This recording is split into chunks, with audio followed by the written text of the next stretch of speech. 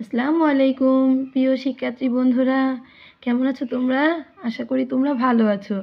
শিক্ষার্থী বন্ধুরা, আজকে আমরা একটি ভাব সম্প্রসারণ পড়ব। দুর্জন বিদ্বান হলেও সর্বদা পরিত্যাজ্য।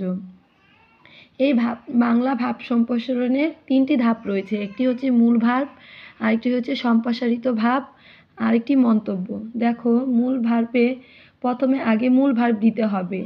এই লাইনে কি বোঝানো হয়েছে তা অল্প কথায় প্রকাশ করতে হবে, সেটি থাকবে মূল ভার্ব। এটি হচ্ছে ভাব সম্প্রসারণ লেখার প্রথম ধাপ। তাহলে দেখো, মূল ভার্বে কি বলেছে? যদিও সাপের মাথায় মণি থাকে তবুও সে ভয়ঙ্কর। সৎ চরিত্রের মূর্খ ব্যক্তির চেয়ে দুর্জন বিদ্বান বেশি বিপজ্জনক। এখানে এটাই বুঝিয়েছে যে সাপের মাথায় যে মূল্যবান মণি থাকে তারপরেও কিন্তু সাপ ভয়ঙ্কর।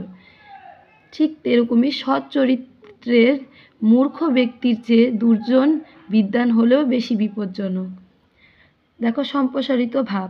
বিদ্যা পরম সম্পদ, কিন্তু চরিত্র বিদ্যা অপেক্ষায় অধিক মূল্যবান। যে বিদ্যা কিন্তু সবচাইতে বড় সম্পদ, কিন্তু তার চেয়েও বড় সম্পদ হচ্ছে কি? চরিত্র। চরিত্র অধিক মূল্যবান।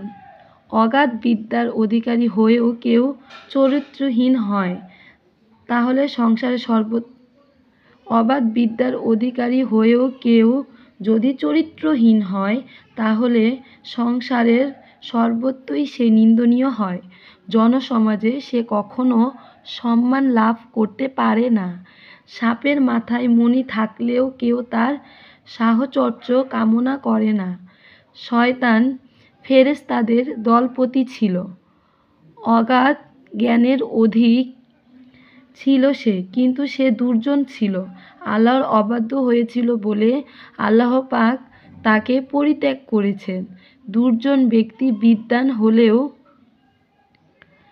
তাকে সর্বদা পরিত্যাগ করা, তাকে এড়িয়ে চলাই বিধে।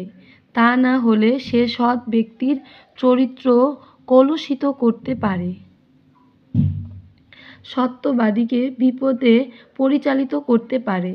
তাই মনে রাখতে হবে, একজন মূর্খ বা অশিক্ষিত খারাপ লোক সহজে অন্যকে প্রভাবিত করতে পারে না, কিন্তু একজন বিদ্বান অসৎ লোক সুকৌশলে অন্যকে প্রভাবিত করে। তাই আমাদের কি করতে হবে? আমাদের দুর্জন ব্যক্তি থেকে সর্বদা কি দূরে থাকতে হবে। মন্তব্য: তাই দুর্জন বিদ্বান হলেও তাকে পরিত্যাগ করাই কর্তব্য। তো শিক্ষার্থী বন্ধুরা, এই ভাব সম্প্রসারণটি তোমরা পড়ে নিবে। আর যারা ইতিমধ্যে আমার চ্যানেলটিকে সাবস্ক্রাইব করে দিয়েছ তাদেরকে অসংখ্য ধন্যবাদ। আর যারা নতুন আমার এই ভিডিওটি দেখছো তাদের কাছে আমার অনুরোধ, আমার চ্যানেলটিকে সাবস্ক্রাইব করে আমার পাশে থাকার জন্য, যাতে আমার দেওয়া সকল নোটিফিকেশনগুলো তোমাদের কাছে পৌঁছে যায়।